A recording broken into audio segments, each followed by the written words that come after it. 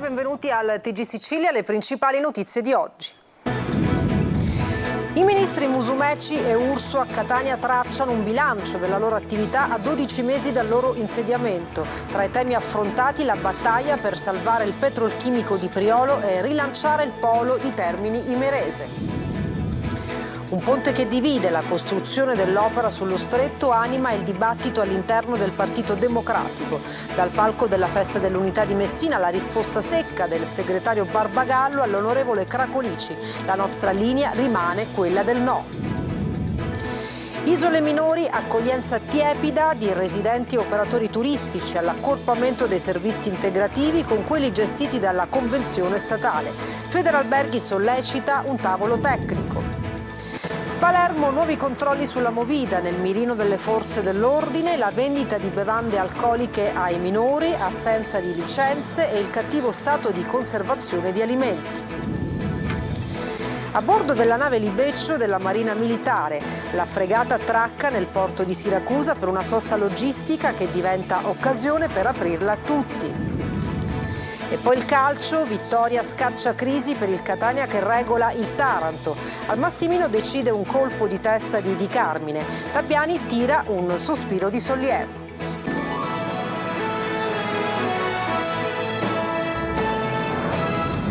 Dunque i due ministri siciliani del governo Meloni tracciano un bilancio della loro attività a 12 mesi dal loro insediamento. Li abbiamo incontrati a Catania. Luca Celiberti.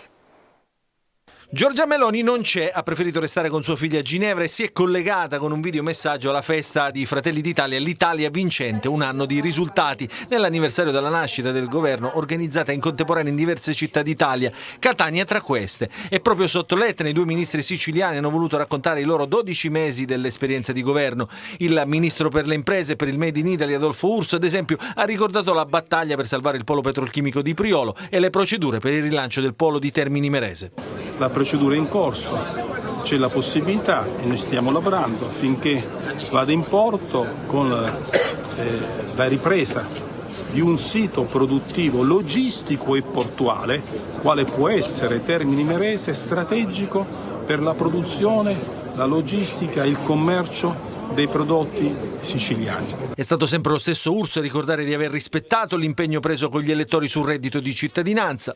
Un anno in cui abbiamo, e giustamente, come sancito con i nostri elettori, cancellato il reddito di cittadinanza per coloro che sono in condizioni di lavorare e infatti hanno ripreso a lavorare. E poi il mare e la protezione civile, ministero ricoperto dall'ex presidente della regione Nello Musumeci. Pensate che il mare non è neanche concepito nella Carta Costituzionale. Oggi l'economia blu, quella legata alle filiere che traggono profitto dal mare, concorre per quasi il 50% sulla economia nazionale complessiva. Il Sud cresce utilizzando anche l'economia del mare. Ma è proprio sulla prevenzione e sulla protezione civile che il ministro sta lavorando a fondo. L'Italia ha una efficientissima protezione civile per le emergenze, non ha una politica seria per le prevenzioni. Non serve arrivare soltanto quando il danno è compiuto, occorre lavorare per prevenirlo o comunque per mitigarne gli effetti. Alla convention organizzata a Catania erano presenti anche numerosi parlamentari nazionali e regionali del partito che hanno fatto un punto della situazione. Il ponte sullo stretto di Messina anima il dibattito politico interno al Partito Democratico. Le parole dell'onorevole Antonello Cracolici non sono passate sotto traccia e l'argomento ponte è stato uno dei più discussi alla festa dell'unità del PD messinese. Francesco Triolo. Non poteva che essere uno dei temi più caldi alla festa dell'unità di Messina. Il ponte sullo stretto anima il dibattito interno al Partito Democratico e il palco in Piazza Duomo diventa il luogo del confronto. Deputati nazionali, sindacati, pro e contro di un'opera che potrebbe cambiare la città, ma sullo sfondo risuonano sempre le parole del deputato Antonello Cracolici. Cracolici ha detto quello che pensa in modo chiaro, ma noi in modo altrettanto chiaro il Partito Democratico ha espresso la sua linea, che è quella della nostra segretaria nazionale, che io più volte ho espresso nei miei interventi in aula, anche in sede di dichiarazione di voto sul no contrario fermo del Partito Democratico al decreto legge sul ponte, e poi a noi piacerebbe parlare anche delle ragioni perché diciamo no al ponte. Motivazioni che Barbagallo riconduce alle perplessità tecniche sulla costruzione del ponte, sulla copertura finanziaria che penalizzerebbe le infrastrutture siciliane, sino agli emolumenti per il Consiglio d'amministrazione della società Stretto di Messina. Ma la risposta più secca a Cracolici è quella che arriva proprio dal Partito Democratico di Messina. Io credo che la posizione di Cracolici, in tutta onestà, non credo sia isolata. Probabilmente anche alcuni nostri iscritti di altre città magari la pensano come Cracolici, probabilmente non hanno approfondito il tema. Noi siamo disposti a confrontarci con l'onorevole Cracolici, a fargli vedere gli studi che noi abbiamo fatto, ma sono studi pubblici, noi abbiamo studiato tutte le carte e da lì insomma emerge un dato oggettivo di impraticabilità dell'opera, e poi lo porteremo magari a Messina a farsi un giro a Ganziri, a Torrefaro, e fargli comprendere cosa significa piantare un pilastro di 400 metri, un ponte lungo 3,5 km in un territorio fortemente urbanizzato con grandi pregi naturalistici. Certamente non è una semplice strada, come ha banalmente detto l'onorevole Cracolici. Si discute ancora sulla soluzione prospettata dalla Regione siciliana per i collegamenti marittimi con le isole minori. Federalberghi Isole Eolie chiede un incontro per tarare tutto alle esigenze locali. La soluzione prospettata dalla Regione Sicilia per risolvere il problema dei collegamenti marittimi con le isole minori è stata accolta in maniera tiepida da residenti ed operatori turistici e commerciali. L'ipotesi prospettata dal presidente Schifani e dall'assessore Aricò è quella di un accorpamento dei servizi per eolie, egadi, pantellerie e ustica a quelli gestiti dalla convenzione statale per un periodo di almeno 12 mesi.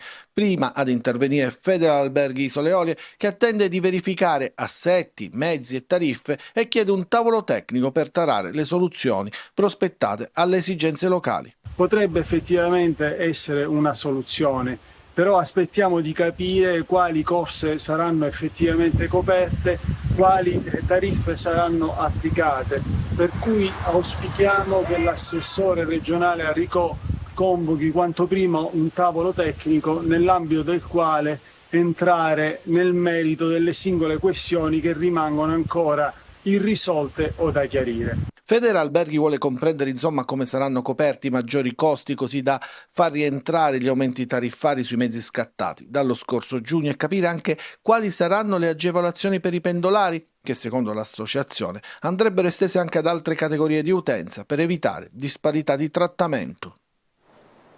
Parliamo di Movida, controlli interforze nel centro storico di Palermo e nella borgata marinara di Sferrocavallo. Decine le persone identificate. Tonino De Mana.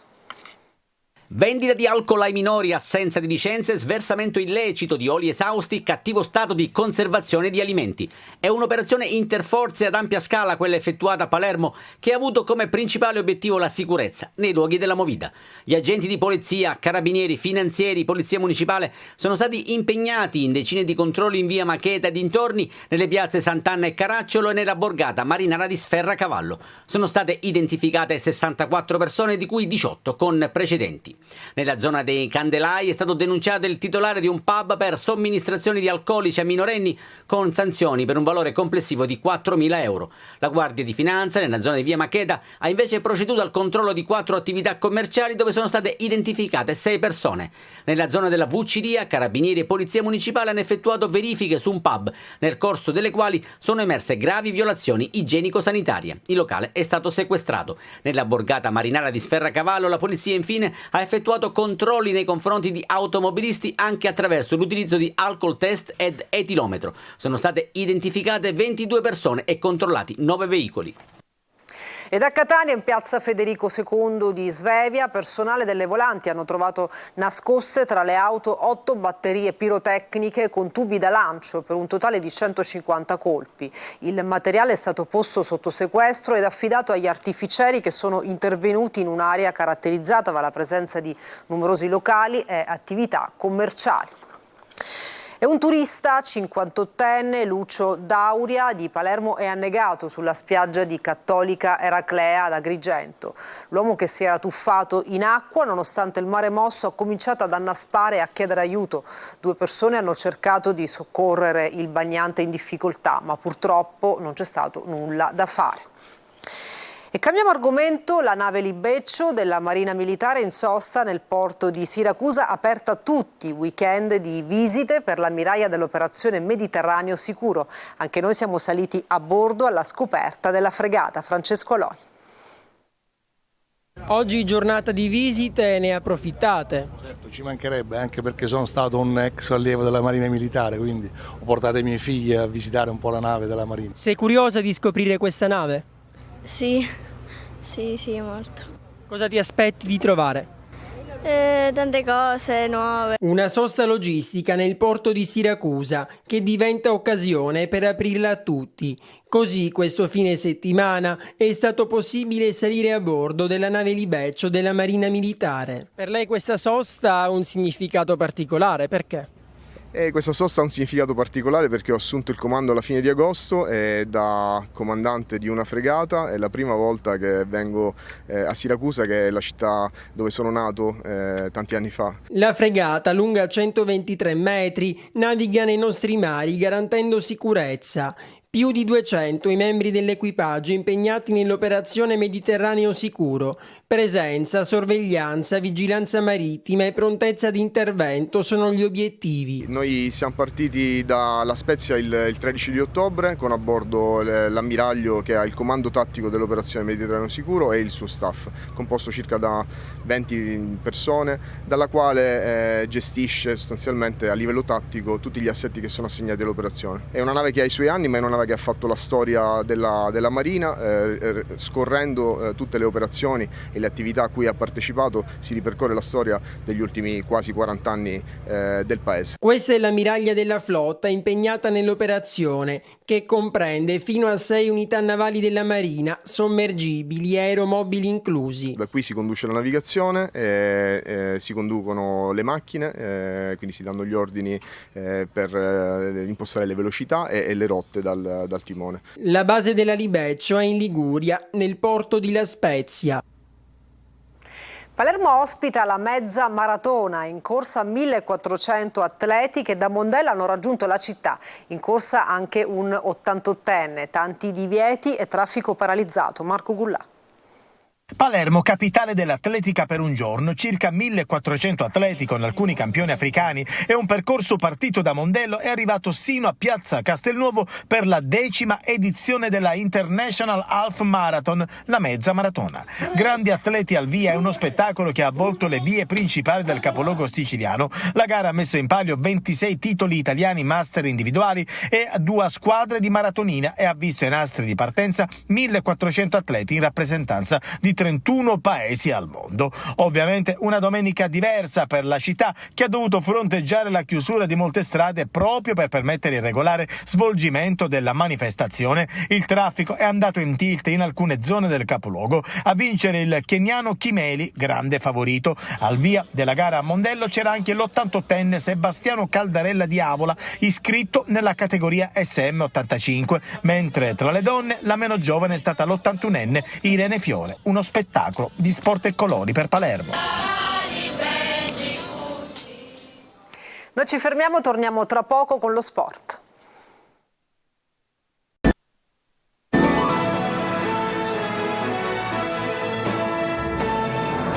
Bentornati al TG Sicilia, parliamo di calcio, vittoria scacciacrisi per il Catania che regola il Taranto. Al Massimino davanti a 17.000 spettatori decide un colpo di testa di Di Carmine. Sentiamo le parole a caldo di mister Tabbiani che elogia la squadra capace di vincere una gara complicata.